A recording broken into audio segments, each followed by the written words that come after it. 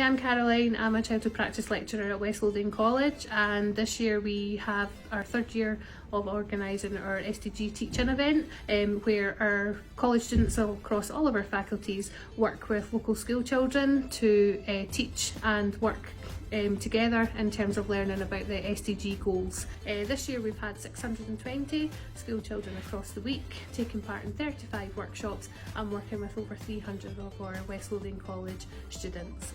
And we've all had a great time. So workshops have included our big build, which my colleague Julie has organised, where children have worked with our students to create a city out of wooden pallets. We've had workshops with Scottish Fire and Rescue Service around gender equality in the fire service, and then also practical experience of what it's like to be a firefighter. We've had sustrands in terms of sustainable transport.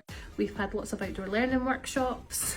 We've had local organisations like Q2 Solutions who have come in and shown the process of what they do in terms of working in labs. We've had our West Lothian Climate Action Networking doing workshops around sustainability, and we've had our Canine Concerns in terms of therapeutics in terms of good health and wellbeing, and the Scottish Owl Centre have also been in working with us.